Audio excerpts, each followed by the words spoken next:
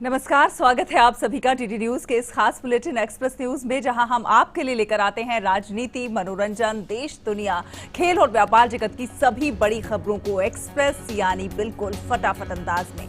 मैं हूं शहला निगार। आइए खबरों को देखते हैं तेज रफ्तार के साथ।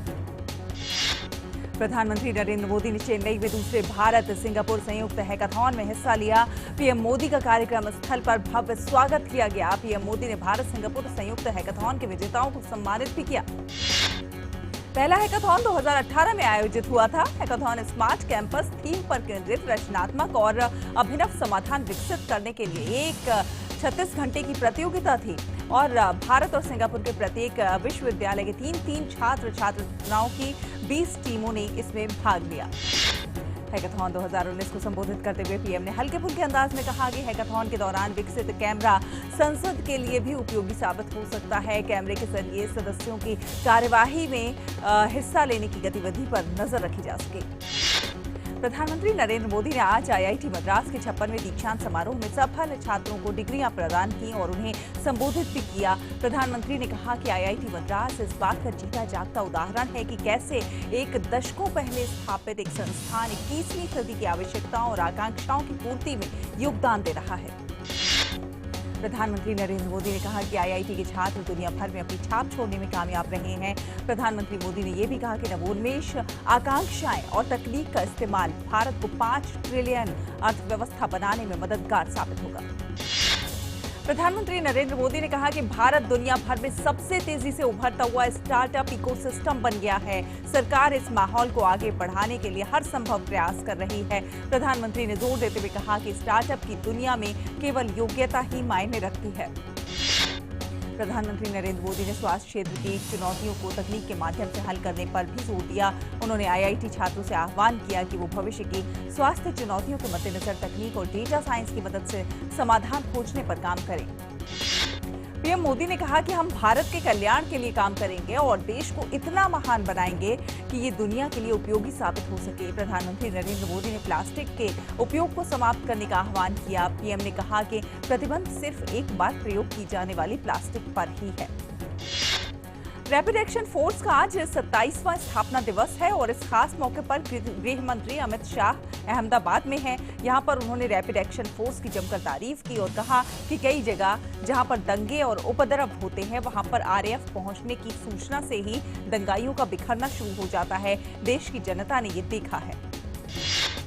रैपिड एक्शन फोर्स की कार्यप्रणाली का जिक्र करते हुए गृह मंत्री अमित शाह ने कहा कि कई जगह आरएएफ की मौजूदगी ही दंगा रोकने के लिए काफी होती है। इस दौरान उन्होंने परेड का भी निरीक्षण किया और बहादुर जवानों और शहीद जवानों के परिजनों को सम्मानित भी किया। इस दौरान उन्होंने कहा कि आरएएफ अपने कार्य के बल पर जनमानस का विश्वास पाने में सफल रहा है। राष्ट्रपति रामनाथ कोविंद ने आज रांची विश्वविद्यालय के 33वें दीक्षांत समारोह को संबोधित किया। मेधावी छात्रों को पदक प्रदान करते हुए राष्ट्रपति कोविंद ने कहा कि झारखंड विभिन्न सामाजिक कल्याण योजनाओं के लिए अग्रणी राज्य रहा है। उन्होंने ये भी कहा कि केंद्र सरकार आदिवासी समुदाय के लिए लगभग 4500 मॉडल एकलव्य स्कूल बनाने का लक्ष्य बना रही है। रक्षा मंत्री राजनाथ सिंह ने सोमवार को रक्षा प्रदर्शनी डेफ एक्सपो के 11वें संस्करण की वेबसाइट शुरू की। अधिकारियों ने बताया कि ये प्रदर्शनी अगले साल फरवरी में लखनऊ में आयोजित की जाएगी। इस प्रदर्शनी का आयोजन 5 से 8 फरवरी को होगा।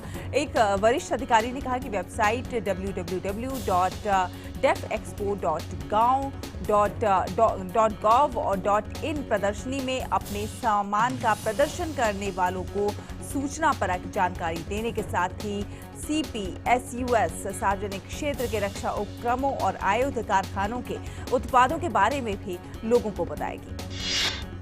रक्षा मंत्रालय के मुताबिक इस वेबसाइट के जरिए प्रदर्शनी में हिस्सा लेने की इच्छुक कंपनियां पहले आओ पहले पाओ के आधार पर ऑनलाइन पंजीकरण करा सकेंगी और अपना स्थान सुरक्षित करवा सकेंगी। इसके साथ ही साथ कंपनियां ऑनलाइन भुगतान करा सकेंगी। सम्मेलन कक्ष और कारोबारी बैठकों के लिए स्थल की भी बुकिंग हो सकेगी। इसमें कहा गया है कि प्रदर्शनी में हिस्सा लेने वाली इच्छुक कंपनियां 31 अक्टूबर से पहले वेबसाइट के जरिए स्थान बुक कराने पर रियायत भी पा सकती हैं। एयर मार्शल बीएस धनोआ आज रिटायर हो गए और इसके साथ ही राकेश कुमार सिंह भदौरिया ने आज वायुसेना प्रमुख के रूप में कमान संभाल ली है। भदौरिया बेहतरीन पायलट में से एक हैं। उन्होंने इसी साल 1 मई को वायुसेना के उप प्रमुख के रूप में कार्यभार संभाला था। मीडिया से सवाल के जवाब के दौरान एयर चीफ मार्शल ने कहा कि भारत हमेशा बालाकोट जैसी एयर स्ट्राइक करने के लिए तैयार है और रहेगा। हरियाणा के लिए आज भाजपा ने 78 सीट पर अपने उम्मीदवारों की घोषणा कर दी। इनमें से जो बड़े नाम हैं उनमें मुख्यमंत्री मनोहर लाल खट्टर करनाल से चुनाव लड़ेंगे, जबकि प्रदेश अध्यक्ष सुभाष बराला गोहाना से चुनाव लड़ेंगे। पार्टी ने 38 पुराने विधायकों को टिकट दिया है, जबकि 7 विधायकों का टिकट काट दिया गया है। 9 महिलाओं को भी टिकट दिया गया है।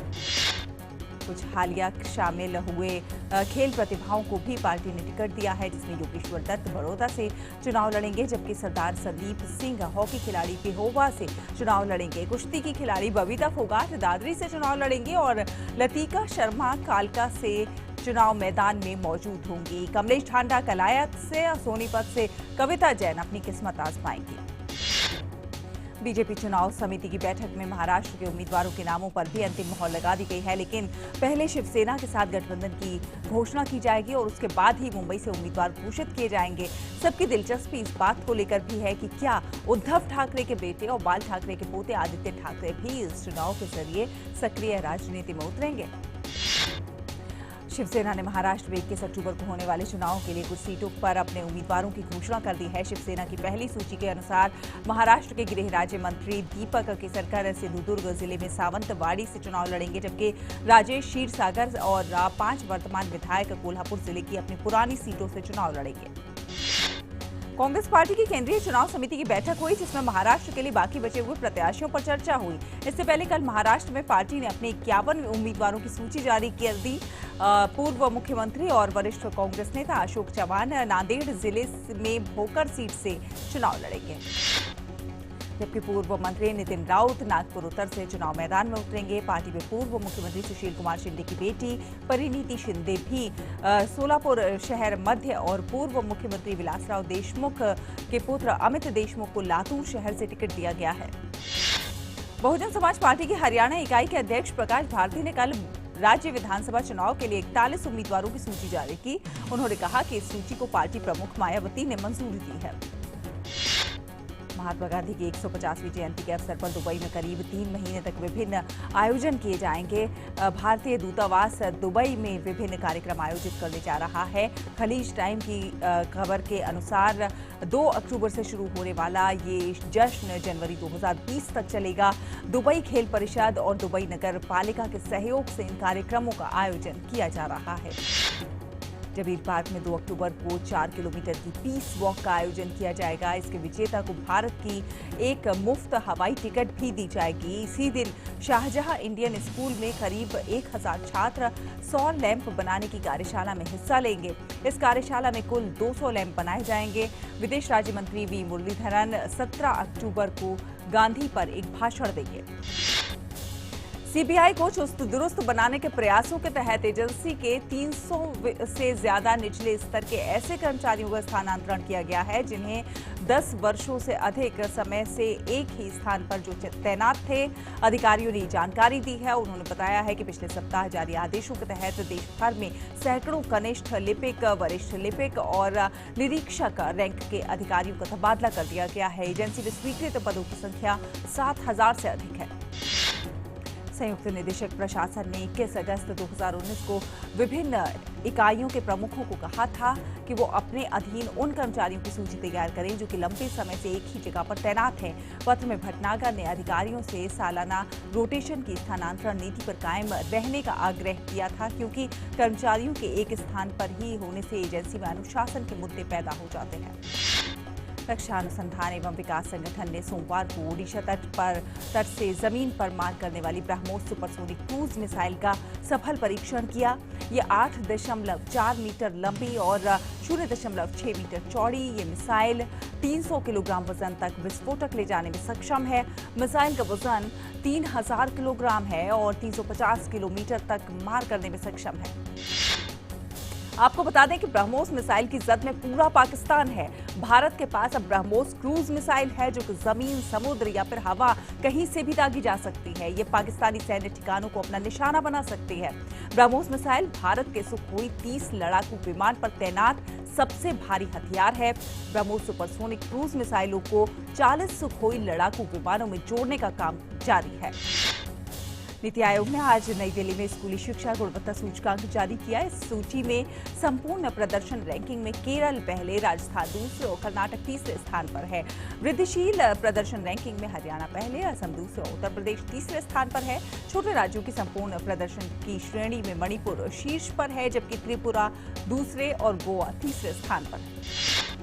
नीति आयोग की तरफ से जारी रैंकिंग में मेघालय को वृद्धिशील प्रदर्शन राज्य में पहला स्थान मिला।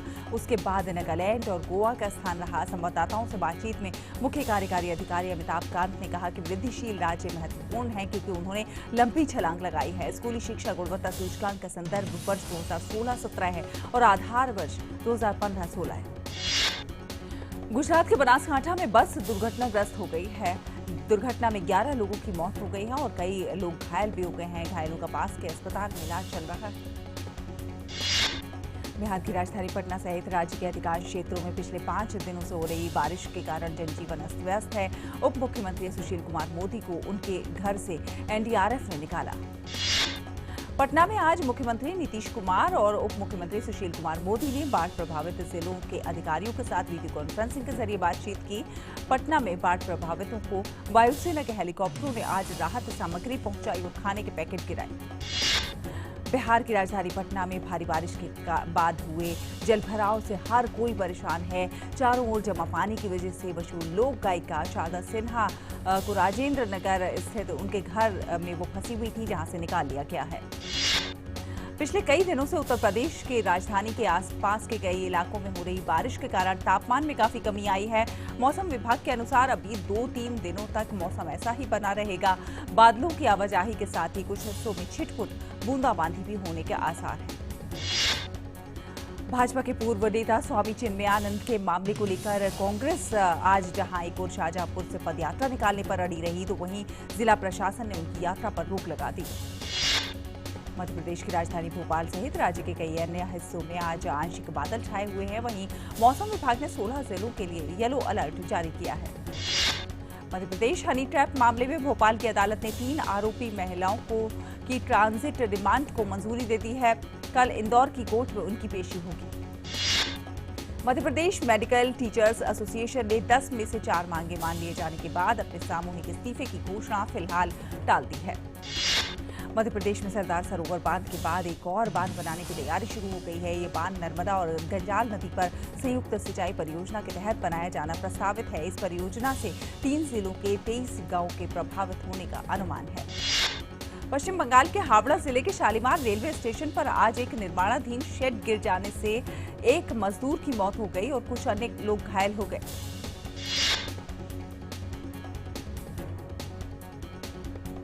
दिल्ली में डीआरआई ने तस्करी के एक बड़े सिंडिकेट का खुलासा किया है। एजेंसी ने तस्करों से 17 किलो सोना बरामद किया। इस मामले में डीआरआई ने 4 लोगों को गिरफ्तार किया है। दिल्ली उच्च न्यायालय ने राष्ट्रीय राजधानी के प्रेम नगर में सरकारी स्कूल के निर्माण के लिए दिल्ली विकास प्राधिकरण को भूमि की मंजूरी देने का निर्देश दिया है। अदालत ने दिल्ली सरकार और संबंधित अन्य प्राधिकारियों से इस मामले में एक दूसरे को सहयोग करने के लिए भी कहा है। दिल्ली के मुख्यमंत्री अरविंद केजरीवाल ने कहा है कि दिल्ली जल बोर्ड ने आज यमुना के पानी में अमोनिया का स्तर काफी बढ़ जाने के कारण चंद्राबल और वजीराबाद जल उपचार संयंत्रों का परिचालन बंद कर दिया है। तहलका पत्रिका के पूर्व प्रधान संपादक और दुष्कर्म के आरोपी तरुण तेजपाल के खिलाफ मुकदमा 7 अक्टूबर को फिर से शुरू होगा। अदालत ने तेजपाल द्वारा दायर की गई उस याचिका को भी खारिज कर दिया जिसमें नवंबर तक अगली सुनवाई स्थगित करने की अपील की गई थी। सुप्रीम कोर्ट के प्रधान न्यायाधीश रंजन गोगोई ने आज कहा कि अयोध्या मामले में शनिवार को भी कार्यवाही का संचालन हो सकता है। सुप्रीम कोर्ट ने अनुच्छेद 370 को रद्द किए जाने और जम्मू कश्मीर से विशेष राज्य का दर्जा वापस लिए जाने के संदर्भ में दायर याचिकाओं को आज संविधान पीठ के पास भेज दिया। सुप्रीम कोर्ट ने आज जम्मू और कश्मीर में बच्चों की अवैध हिरासत को चुनौती देने वाली याचिका संविधान पीठ के पास भेज दी। ये याचिका 5 अगस्त को जम्मू और कश्मीर को विशेष राज्य का दर्जा देने वाले अनुच्छेद 370 को रद्द करने के बाद दायर की गई थी। सुप्रीम कोर्ट ने आज गुजरात सरकार को निर्देश दिया कि वो गुजरात दंगों की पीड़िता बिल्किस बानो को 50 लाख रुपए का मुआवजा, नौकरी और आवास प्रदान करे। सुप्रीम कोर्ट ने आज केरल स्थित माडू फ्लैट्स के विध्वंस पर रोक लगाने से इनकार कर दिया है। दिल्ली हाईकोर्ट के पूर्व मुख्य न्यायाधीश की सशस्त्र बल न्यायाधिकरण AFT के नए अध्यक्ष के तौर पर नियुक्ति की सिफारिश की गई है। सुप्रीम कोर्ट ने केंद्र से मेनन की तत्काल नियुक्ति करने को कहा है, क्योंकि मौजूदा अध्यक्ष 6 अक्टूबर को सेवानिवृत्त हो जाएंगे। और इसी के साथ एक्सप्रेस न्यूज में वक्त एक छोटे से ब्रेक का है। ब्रेक के बाद भी खबरें जारी रहेंगी। आप देखते रहिए टीटी न्यूज।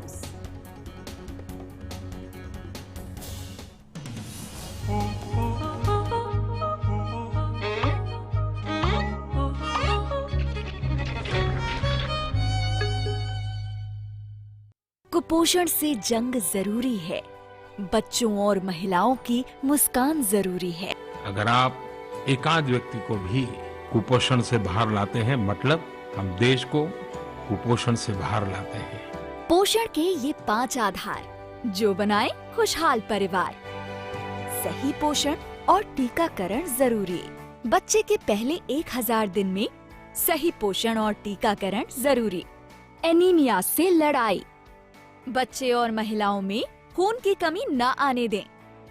डायरिया से लड़ाई। बच्चों को ORS का घोल पिलाएं और जिंक टैबलेट्स खिलाएं।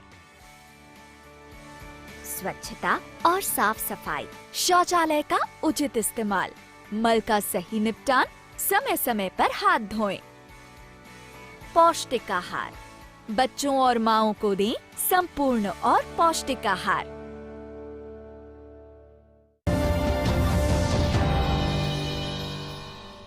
ब्रेक के बाद एक बार फिर डीडी न्यूज में आप सभी का बहुत बहुत स्वागत है। आप देख रहे हैं एक्सप्रेस न्यूज। रुक करते हैं कुछ अन्य खबरों का।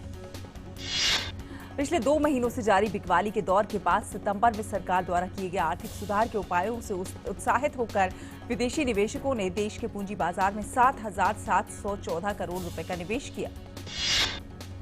भारतीय स्टेट बैंक होम और पर्सनल लोन पर ब्याज की दरें 1 अक्टूबर यानी कि कल से external benchmark landing rate system से जोड़ देगा। 30 लाख तक के होम लोन की दर 8.20% हो जाएगी और टॉप अप लोन लेना भी सस्ता हो जाएगा। देश की सबसे बड़ी कार निर्माता कंपनी मारुति सुजुकी सबसे सस्ती माइक्रो SUV एस्प्रेसो को बिक्री के लिए लॉन्च कर दिया है। इसकी शुरुआती कीमत 3.69 लाख रुपए रखी गई है। देश में खान पान की 4 लाख करोड़ की इंडस्ट्री में फूड डिलीवरी बिजनेस की रफ्तार काफी तेज हो रही है। हालांकि अगले महीने से सिंगल यूज प्लास्टिक पर पाबंदी लगने से इस सेगमेंट को ऑपरेशनल कॉस्ट जो है वो बढ़ सकती है। IRCTC का IPO आज खुल गया है और ये 3 अक्टूबर 2019 को बंद होगा। IPO का प्राइस बैंड 315 से 320 रुपए रखा गया है। न्यूनतम बोली 40 शेयरों की है।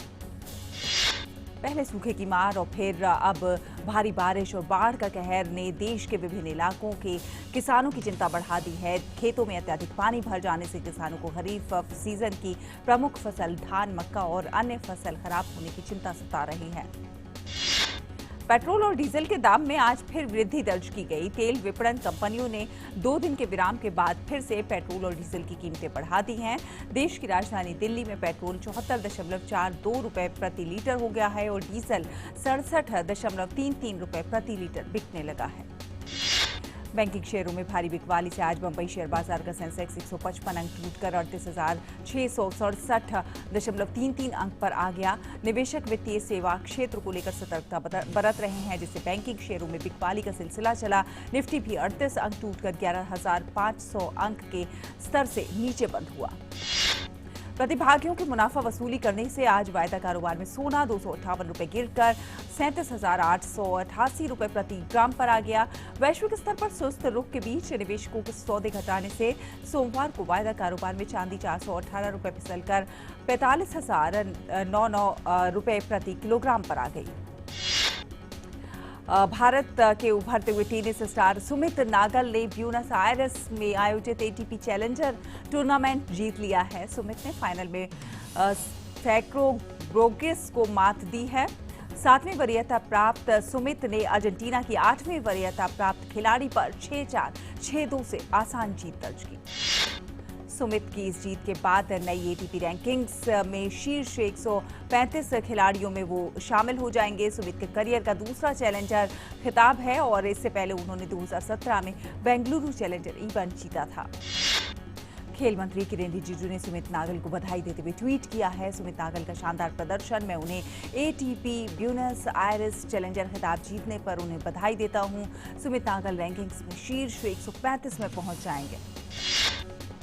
अक्टूबर को देश भर में आयोजित होने वाली प्लॉगिंग रन को लेकर खेल मंत्री किरेन रिजिजू ने कहा है कि ये एक ऐसी दौड़ होगी जो कि फिटनेस के साथ साथ पर्यावरण हितैषी भी होगी।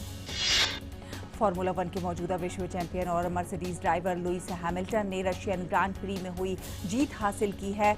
बोटास रेस में वो दूसरे स्थान पर रहे। इस साल चैंपियनशिप की 5 रेस और बाकी बची हैं। फरारी के चार्ल्स लेक्लेयर तीसरे स्थान पर रहे। भारत और दक्षिण अफ्रीका के बीच 3 टेस्ट मैचों की सीरीज का पहला टेस्ट मैच 2 अक्टूबर को विशाखापट्टनम में शुरू होगा।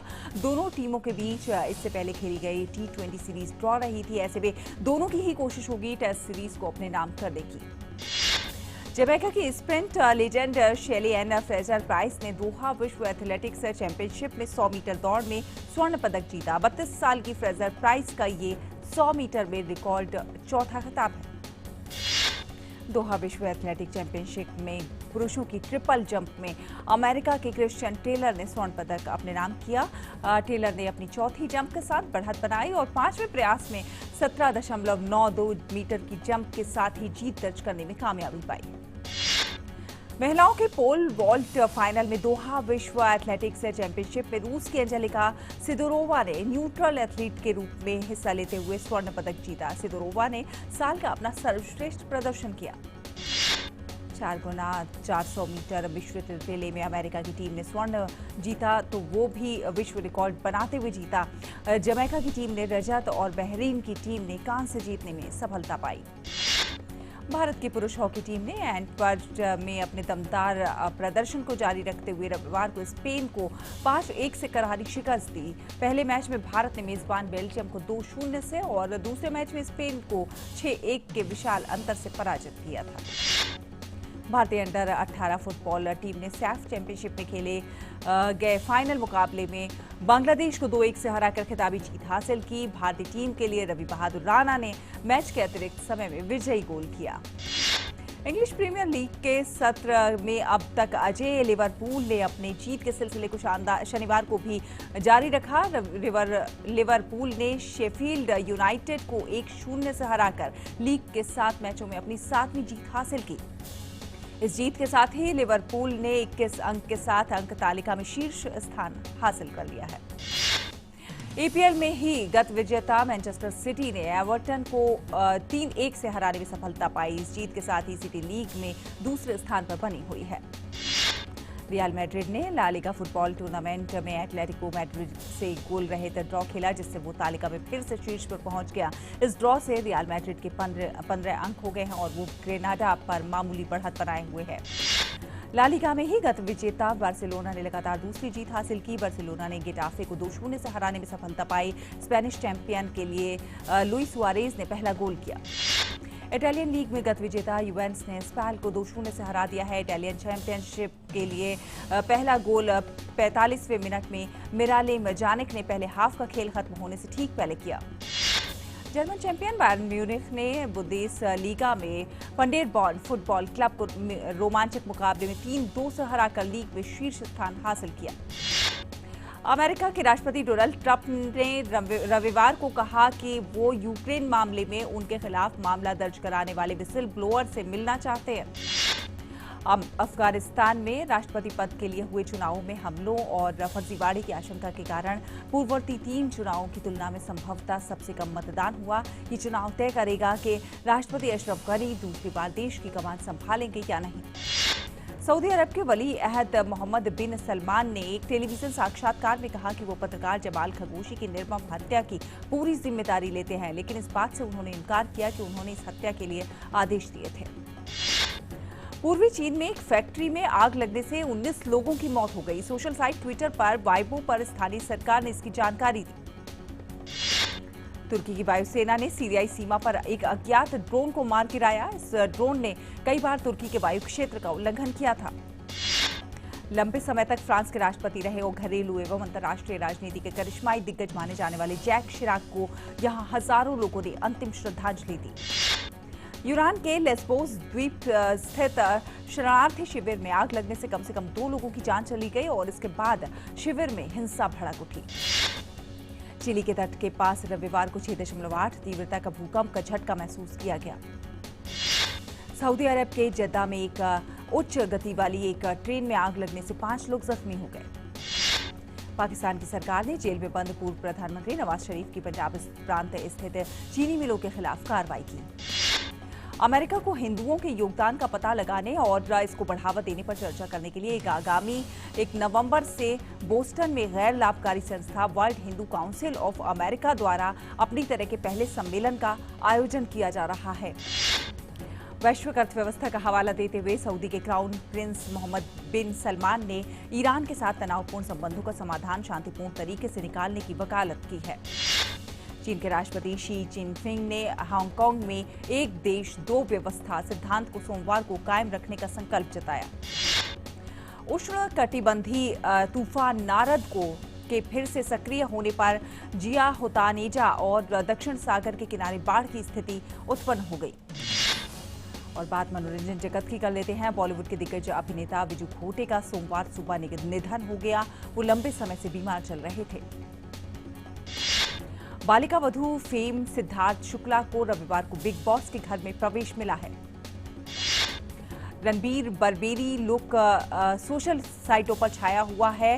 रणबीर सिंह का इस लुक पर रणबीर ने 2 लाख रुपए खर्च किए हैं।